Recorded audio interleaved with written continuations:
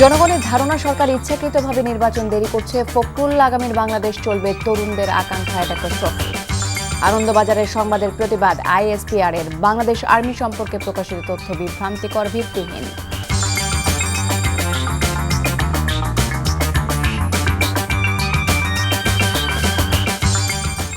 আসসালামু আলাইকুম, তাসরিমা নাহিদ আমন্ত্রণ জানাচ্ছি এনটিভির রাতের খবরে। ক্রাউন সিমেন্ট শিরোনাম দেখছিলেন, জানাবো পুরো খবর।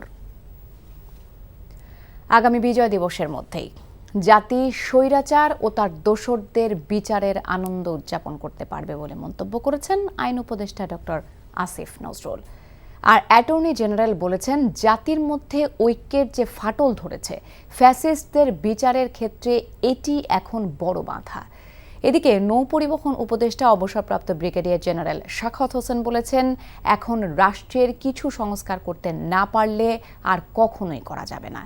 রাজধানীর কৃষিবিদ ইনস্টিটিউশনে দিনব্যাপী আলোচনায় অংশ নিয়ে এসব কথা বলেন তারা। আরও জানাচ্ছেন জুনায়েদ আল হাবিব। ছাত্র জনতার আন্দোলনে গণহত্যার বিচার, সংস্কার ও আগামী নির্বাচনের পথ খুঁজতে ঐক্য সংস্কার নির্বাচন শীর্ষক সংলাপের আয়োজন করে ফোরাম ফর বাংলাদেশ স্টাডিজ। 2 দিনব্যাপী সংলাপের দ্বিতীয় দিনে অংশ নেন সরকারের বেশ কয়েকজন উপদেষ্টা সহ বিভিন্ন রাজনৈতিক ও সামাজিক সংগঠনের নেতারা। দ্বিতীয় দিনে আলোচনায় প্রাধান্য পায় গণহত্যা, গুম ও খুনের বিচারের বিষয়টি। বিভিন্ন সংগঠনের পক্ষ থেকে বিচারের বিষয়ে সরকারের উদাসীনতা নিয়ে প্রশ্ন তুললে আইন উপদেষ্টা বলেন, বিচার নিশ্চিতে যা যা করণীয় সবই করা হচ্ছে। তবে নানামুখী স্বার্থের কারণে সবার মধ্যে যে অনৈক্য তৈরি হয়েছে, এই বিচারের পথে প্রধান অন্তরায় বলে মন্তব্য করেন অ্যাটর্নি জেনারেল। জুলাই গণঅভ্যুত্থানে অন্তত 3টা বড় লক্ষ্য আছে। একটা হচ্ছে বিচার, একটা হচ্ছে সংস্কার, একটা হচ্ছে নির্বাচন। বিচারটা মূলত আমাদের মন্ত্রণালয়ের দায়িত্বে। এখানে কোনো রকম কোনো গাফলতি হচ্ছে না, হবে না। সামনের বছর বিজয় দিবসের আগেই এই বিচার অন্তত বিচারিক আদালতে সম্পন্ন হবে। আমরা আগামী বিজয় দিবস গণহত্যাকারীদের শাস্তির রায় সেলিব্রেশনও করব এবং অন্যান্য সাকসেস উদযাপন করতে পারবো। কাঁধে কাঁধ মিলিয়ে, হাতে হাত মিলিয়ে ব্যারিকেড তৈরি করার যে ঐক্য, সেই ঐক্যে যে ফাটল ধরেছে, সেই ফাটলটাই প্রথম চ্যালেঞ্জ। কেউ জমি দখলে ব্যস্ত, কেউ ক্ষমতায় যাওয়ার জন্য ব্যস্ত, পদ পদবি দখলে ব্যস্ত, কেউ নিজস্ব লোক পুনর্বাসনে ব্যস্ত। কিন্তু খুনিদের ধরিয়ে দেওয়ার জন্য, খুনিদের বিচারের জন্য আমাদের উপর যে পরিমাণ চাপ প্রয়োগ করার প্রয়োজন ছিল, সেইখানে আপনারা ফোকাস করেননি। সংলাপের ভিন্ন অধিবেশনে অন্তর্বর্তী সরকারের উপদেষ্টা সাখাওয়াত হোসেন বলেন, হাজারো শহীদের রক্তের বিনিময়ে নতুন যে বাংলাদেশ গঠিত হয়েছে, সংস্কার করা না গেলে তা হবে সেসব শহীদদের রক্তের সাথে বেইমানি। এই সময় যদি আমরা কিছু সংস্কার করতে না পারি, তাহলে আর কখনো করা যাবে না। কারণ আমরা একবার ট্রাই করেছিলাম 2007-এ, কিছু করেছিলাম, সেগুলো থাকেনি পলিটিক্যাল পার্টি যারা ক্ষমতায় ছিলেন তাদের কারণে। আর এখন যদি করা না যায়, এখন যদি আমরা সংবিধানের দোহাই দেই, আমরা অন্যান্য আইনের দোহাই দিই, যদি না করতে পারি, রক্ত দিয়ে যারা শহীদ হয়েছে তাদের প্রতি একটা অন্যায় করব। আমি বলছি না যে আমরা 5 বছর 6 বছর থাকবো। সংস্কার যে কোনো সময় করা যায়, মাইট টেক জাস্ট 1 ইয়ার। অন্যদিকে কিছু বিষয়ে দ্বিমত তৈরি হয়েছে দাবি করে বিএনপির স্থায়ী কমিটির সদস্য নজরুল ইসলাম খান বলেন, জাতীয় ঐক্যে কোনো ফাটল ধরে নাই। যে ঐক্য আমাদের মধ্যে গড়ে উঠেছিল 5ই আগস্টের সময় পর্যন্ত, সেটা কিছুটা দুর্বল হয়েছে। আমি পার্সোনালি কিন্তু সেভাবে মনে করি না। হ্যাঁ, কিছু ব্যাপারে দ্বিমত হয় আমাদের, কিন্তু দ্বিমত হওয়াটা গণতন্ত্রের সুস্বাস্থ্যের লক্ষণ। সংলাপে প্রত্যেকেরই কণ্ঠে ছিল, হাজারো মানুষের রক্তের মধ্য দিয়ে যে বিজয় অর্জিত হয়েছে, তা যেন কোনো স্বার্থের কারণে বেহাত না হয়, সে বিষয়ে সতর্ক থাকার আহ্বান। Junaid Al Habib, NTV news, Dhaka. BNP মহাসচিব মির্জা ফখরুল ইসলাম আলমগীর অভিযোগ করেছেন, জনগণের মধ্যে ধারণা তৈরি হচ্ছে ইচ্ছাকৃতভাবেই নির্বাচন বিলম্বিত করছে এই সরকার। তিনি বলেন, দীর্ঘ সময় অনির্বাচিত সরকার ক্ষমতায় থাকা ঠিক নয়। আর দেশে যেসব সমস্যা ও অস্থিরতা দেখা দিয়েছে, তা নির্বাচনের মাধ্যমে অনেকটাই কেটে যাবে বলে মনে করেন তিনি। বিস্তারিত ইফতেখার রেজার রিপোর্টে। নেতৃবৃন্দ। জাতীয় প্রেস ক্লাবে জাতীয় গণতান্ত্রিক পার্টি জাগপার আলোচনায় অংশ নেন বিএনপির মহাসচিব মির্জা ফখরুল ইসলাম আলমগীর। তিনি বলেন, চাল ডাল তেল সহ নিত্যপণ্যের দাম সাধারণ মানুষের ক্রয় ক্ষমতার বাইরে। অতিষ্ঠ হয়ে গেছে দেশের মানুষ। ইচ্ছাকৃতভাবে অন্তর্বর্তীকালীন সরকার নির্বাচন বিলম্বিত করছে বলেও অভিযোগ করেন তিনি। কেন জানি না মানুষের একটা ধারণা তৈরি হচ্ছে, আমার না কিন্তু ধারণা তৈরি হচ্ছে যে এই সরকার ইচ্ছাকৃতভাবে নির্বাচন প্রক্রিয়াকে বিলম্বিত করছে। দীর্ঘকাল অনির্বাচিত সরকারের হাতে ক্ষমতা থাকা উচিত নয়। বড় বড় যারা উপদেষ্টা আছেন অনেকেই তারা আবার এই রাজনীতির মধ্যে জড়িয়ে পড়েছেন। আপনাদের সবসময় মনে রাখতে হবে যে আপনারা হচ্ছেন অন্তর্বর্তীকালীন সরকার। আপনাদের মূল দায়িত্ব হচ্ছে সংস্কার করতে চান, সংস্কার করবেন, সেই সঙ্গে একটা নির্বাচন করবেন যে নির্বাচনটা সকলের কাছে গ্রহণযোগ্য হবে। এটাই হচ্ছে এক প্রধান কাজ। অন্তর্বর্তীকালীন সরকারকে উদ্দেশ্য করে বিএনপি মহাসচিব বলেন, শুধু সুন্দর কথা বললে হবে না, কাজ করে দেখাতে হবে। আমরা একটা কথা খুব পরিষ্কার বুঝি যে শুধু শুধু সুন্দর সুন্দর কথা বললেই কাজ হবে না, কাজ করে দেখাতে হবে। সংস্কার তো সবাই চায়, স্বস্তি চায়, বাজারে স্বস্তি চায়, নিরাপত্তা চায়। ওই দিকে একটু নজর দিতে হবে, তো প্রশাসনের নজর দিতে হবে, গভর্নেন্সের দিকে নজর দিতে হবে।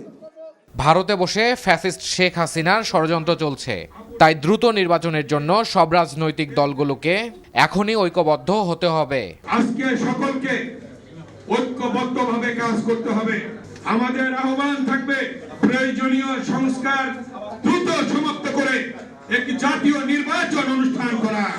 দ্রুত নির্বাচন দিলে সব ষড়যন্ত্র ব্যর্থ হতে পারে বলে মনে করেন বিএনপি চেয়ারপারসনের এই উপদেষ্টা।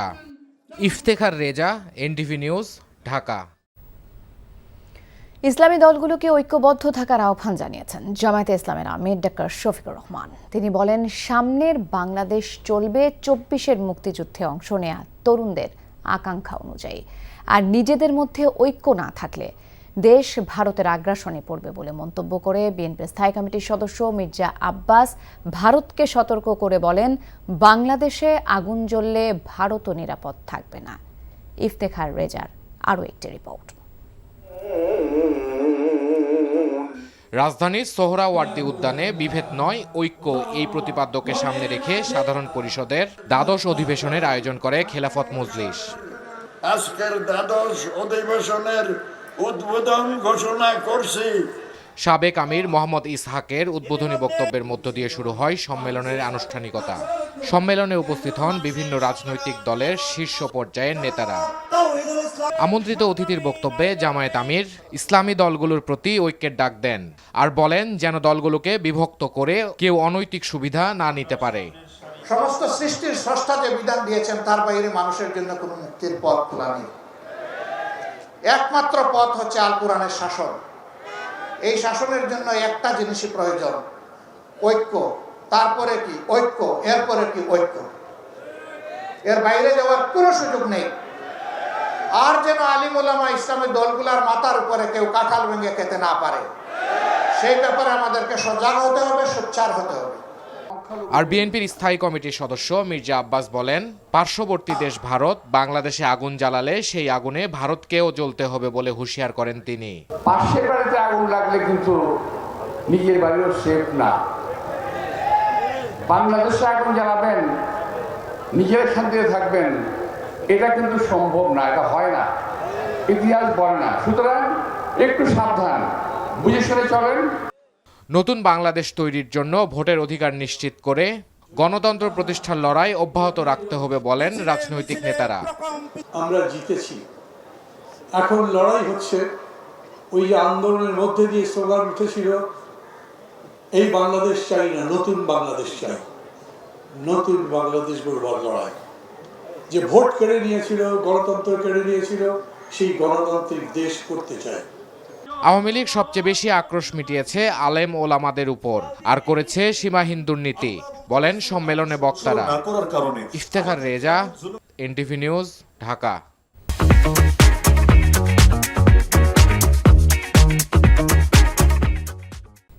ছাত্র গণ অভ্যুত্থানে সংহতি প্রকাশ করে আন্দোলনের কারণে চাকরি হারানো আরব আমিরাত ও সৌদি আরবের শ্রমিকরা বিক্ষোভ করেছে প্রবাসী কল্যাণ ভবনে। কর্মসংস্থানে ফেরানো ও দূতাবাসের দায়ী কর্মকর্তাদের শাস্তির দাবিতে ব্যাপক হট্টগোলের মুখে সভা শেষ না করেই চলে যান প্রবাসী কল্যাণ ও কর্মসংস্থান উপদেষ্টা ডক্টর আসিফ নজরুল। নিয়ামুল আজিজ সাদেক জানাচ্ছেন বিস্তারিত। প্রবাসী কল্যাণ ভবনে ২০ মিনিটের বেশি সময় জুড়ে বিক্ষোভ চলে শ্রমিকদের। তাদের দাবি, দেশে ফেরার পরেও বিকল্প কর্মসংস্থান অথবা বিদেশে কাজে পাঠানোর বিষয়ে সরকার কোনো ব্যবস্থা নিচ্ছে না। আমার কথাটা শুনেন না ভাই, আপনারা আগামীকাল ৩টার সময় আমার সাথে আপনারা 7 জনের প্রতিনিধি আসবেন।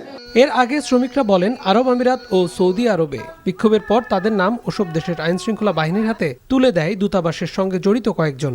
ওনারা একটা লিস্ট করছে, মূলত লিস্ট করে এটা সিআইডির অফিসে পাঠাইছে। বলা হয়েছে আমরা জঙ্গি, আমরা উগ্র, আমরা বাংলাদেশে দাঙ্গাবাজি করে সংযুক্ত আরব আমিরাতে গিয়েছি। আমরা চাইছিলাম যে উকিল নিয়োগ করতে, জেলখানায় আসিয়া তারা এগুলি আমাদেরকে করে নাই।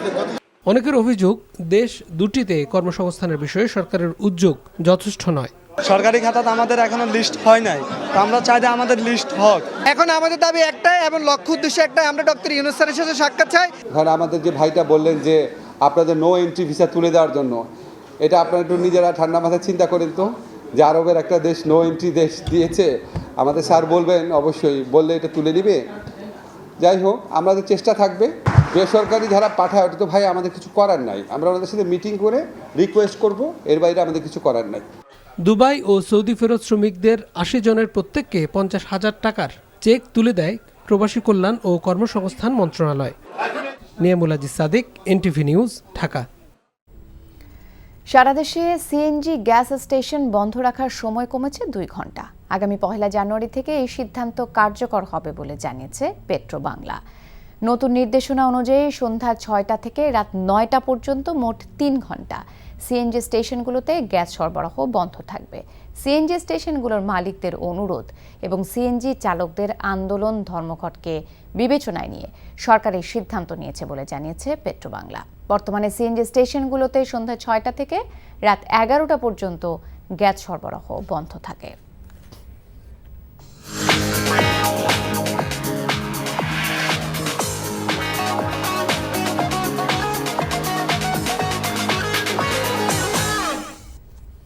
নগদ নিবেদিত অর্থনীতির খবর। বিশ্ববাজারে কিছুটা বেড়েছে তেলের দাম।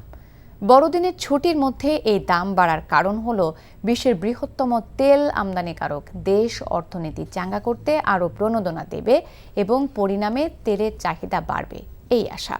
এছাড়া যুক্তরাষ্ট্রের কৌশলগত ভাণ্ডারের মজুদ কমেছে, এই খবরেও বাজার চাঙ্গা হয়েছে। বার্তা সংস্থা রয়টার্স জানায় ব্রেন্ট ক্রুড ফিউচার্সের দাম 0.2% বা 11 সেন্ট বেড়ে ব্যারেল প্রতি $73.69 উঠেছে।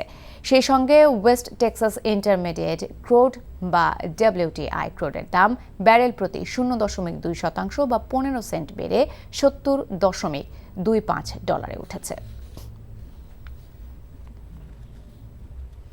জমজমাট আয়োজনের মধ্য দিয়ে শেষ হল ইস্পাহানি 36তম জাতীয় টিম ব্রিজ চ্যাম্পিয়নশিপের পুরস্কার বিতরণী ও সমাপনী অনুষ্ঠান। বিকেলে রাজধানীর অলিম্পিক ভবন মিলনায়তনে আয়োজিত অনুষ্ঠানে সভাপতিত্ব করেন বাংলাদেশ ব্রিজ ফেডারেশনের সভাপতি ও মিউচুয়াল ট্রাস্ট ব্যাংকের ব্যবস্থাপনা পরিচালক সৈয়দ মাহবুবুর রহমান। অনুষ্ঠানে বিশেষ অতিথি ছিলেন ইস্পাহানি গ্রুপের উপমহাব্যবস্থাপক HM ফজলে রাব্বি। এবারে চ্যাম্পিয়নশিপের 36তম আসরে চ্যাম্পিয়ন হয়েছে টিম ম্যাক্সিমাস আর রানার আপ হয়েছে টিম অ্যাসপিরেন্ট বিটে। এবারে টুর্নামেন্টে সারা দেশ থেকে 16টি দল অংশ নেয়। প্রতিটি দলে ছিলেন 4 থেকে 6 জন খেলোয়াড়। শনিবার আয়োজিত উত্তেজনাকর ফাইনালে 146 ও 92 পয়েন্টে টিম অ্যাসপিরেন্ট বিটিকে হারিয়েছে টিম ম্যাক্সিমাস। গণমাধ্যমে অপপ্রচার ও ভিত্তিহীন অভিযোগের বিরুদ্ধে আজ রাজধানীর মিরপুরে একটি সংবাদ সম্মেলনের আয়োজন করে ইগল গুগলের স্বত্বাধিকারী মোজাম্মেল হোসেন জনির পরিবার। সেখানে জানানো হয়, জুলাই আগস্টের ছাত্র আন্দোলনে প্রত্যক্ষ ও পরোক্ষভাবে তারা ছাত্র আন্দোলনের পক্ষে থাকলেও তাদের বিরুদ্ধে মিথ্যা অপপ্রচার করায় কোম্পানির সম্মানহানি হয়েছে। এ বিষয়ে নিজেদের অবস্থান পরিষ্কার করার জন্য তাদের পক্ষ থেকে একটি সংবাদ সম্মেলন আয়োজন করা হয়। গণমাধ্যমকে তারা জানান, উদ্ভূত পরিস্থিতিতে সম্মানহানি হওয়ায় তারা যথাযথ আইনি পদক্ষেপ নেবেন। ফরিদপুরে নানা আয়োজনে বিলনালিয়া ময়েজউদ্দিন উচ্চ বিদ্যালয়ে শতবর্ষ উদযাপিত হয়েছে। 1925 সালে স্থাপিত বিদ্যালয়টির শতবর্ষ উদযাপন অনুষ্ঠানটি সকালে জাতীয় পতাকা উত্তোলন ও বেলুন উড়িয়ে উদ্বোধন করেন বাংলাদেশ উন্মুক্ত বিশ্ববিদ্যালয়ের উপাচার্য ডক্টর ABM ওবায়দুল ইসলাম। অনুষ্ঠানের প্রথম পর্বে আলোচনা সভা ও দ্বিতীয় পর্বে সাংস্কৃতিক অনুষ্ঠানের আয়োজন করা হয়। এ সময় বাংলাদেশ জাতীয়তাবাদী কৃষক দলের সাধারণ সম্পাদক শহীদুল ইসলাম বাবুল, জেলা প্রশাসক কামরুল ইসলাম মোল্লা সহ আরও অনেকেই উপস্থিত ছিলেন। আগামী বছরেই গণহত্যার বিচার হবে আসিফ নজরুল। এখন সংস্কার করতে না পারলে কখনোই করা যাবে না সাখাওয়াত। জনগণের ধারণা সরকার ইচ্ছাকৃতভাবে নির্বাচন দেরি করছে ফখরুল। আগামীর বাংলাদেশ চলবে তরুণদের আকাঙ্ক্ষায় ডক্টর শফিক। আনন্দবাজারের সংবাদের প্রতিবাদ ISPR এর বাংলাদেশ আর্মি সম্পর্কে প্রকাশিত তথ্য বিভ্রান্তিকর, ভিত্তিহীন। মুন্সিগঞ্জে টোল প্লাজায় হতাহতের ঘটনায় ঘাতক বাসের ফিটনেস ছিল না, চালক সহ গ্রেপ্তার 2। এই ছিল রাতের খবরে। এই খবরের ভিডিও সহ আপডেট জানতে ভিজিট করুন NTV অনলাইন www.ntvpd.com। এছাড়াও NTVর জনপ্রিয় সব অনুষ্ঠান ও খবরের আপডেট জানতে ভিজিট করুন আমাদের ইউটিউব ও ভেরিফাইড ফেসবুক পেজে। রাত 1টায় মধ্যরাতের খবর দেখার আমন্ত্রণ রইল। ধন্যবাদ সবাইকে।